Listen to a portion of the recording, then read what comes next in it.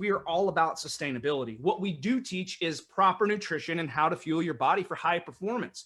We don't want you counting calories. We don't want you counting macros. We don't want you counting anything. To be honest with you, I don't even want you to have to log your meals at a MyFitnessPal or anything like that, because again, it's about sustainability. So for 6 months, is it cool? Sure. But are you going to be doing that 6 years later? The majority of the guys in here aren't going to, I'm trying to think of a high-end restaurant, Three Forks or something, right? You're not going to a nice restaurant and going to pull up the menu and then and go log all your stuff or check and see if it fits your macros.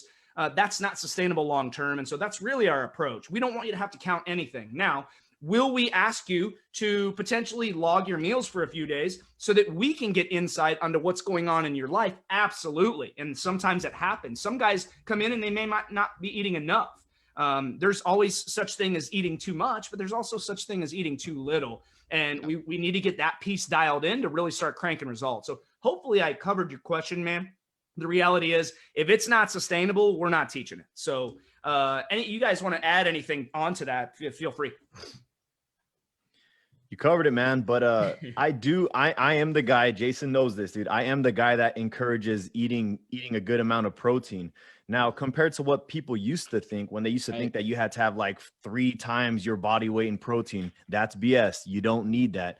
I don't want to cut you. I'm sorry to cut you off. I saw a post in here today, somebody asking questions on that. And somebody commented, I forget who commented, and said, hey, man, you need a gram per pound. And the guy responded back. I didn't have time to really give a thorough answer, so I scrolled past and I forgot to come back to it. But you said that, and I thought of it. And the dude was like, so you're telling me I need 275 grams of protein? He's like, are you sure? And I'm like, I wanted to comment like, dude, I got a call right now, but no, you can eat a whole cow. I mean, look, that's the thing, dude. So the USRDA, that's where I was getting at. The USRDA is 0.8 grams, okay, per kilogram that you weigh, which is actually kind of low. That's the reason why people don't have a problem with protein deficiency. Is it the optimal amount of protein for maximum muscle protein synthesis or muscle gain?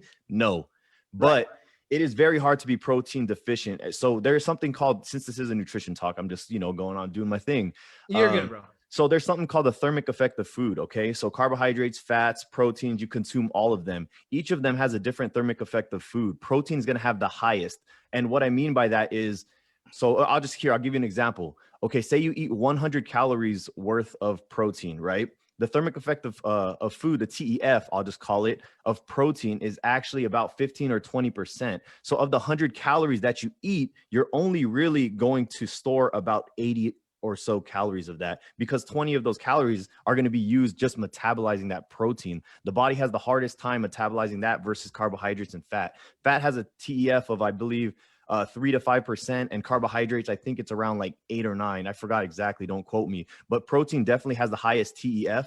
So I always encourage a high protein diet, only because the high TEF is going to help protect your lean muscle mass, because as you age, I won't get into all that crazy stuff right now, but as you age, you actually do need more protein to sustain the muscle mass that you do have, especially because testosterone drops. Now I know there's a lot of people who are like, oh, too much protein is bad for your kidneys. That's also been debunked. If you want to have some kind of kidney damage from high amounts of protein, you'd have to purposely try, dude. You'd have to eat like 10 chickens. Unless you already have compromised kidney function. Yes. Unless you have some kind of renal issues, then, then for sure. But in general, it's very hard to be protein deficient, and it's extremely hard to cause kidney damage from protein. But I am a fan of having protein every meal, like some kind of lean protein source. There's my little spiel. Hey man, I was just about to say, you said it's a nutrition drop. I said, you just want to drop the damn mic. It's a nutrition. You just nailed it. Now, let me just add on that real quick so Anthony can get 2 words in, but I will tell you, Zach is the protein guy, right? Zach pushes protein. I'm the nutrition guy. I'm the healthy fat guy. You guys are going to see.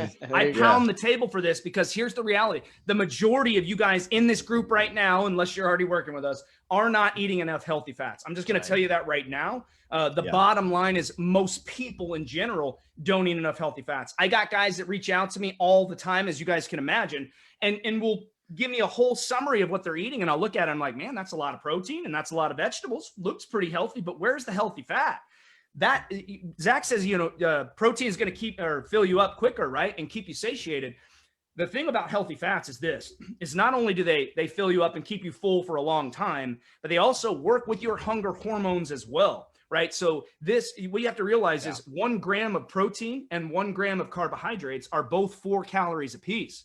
1 gram of fat, healthy fat, is 9 calories. So yes, there's more calories, but it's significantly more nutrient dense in terms of, you know, being able to keep you full for a long time. So when you get this combination, and we're not counting macros here, we're saying to place a heavy emphasis on really getting all 3 complex carbohydrates, solid lean protein sources, and healthy fats. You get that combo going, I guarantee you that one change alone will help you tremendously with your performance on a daily basis.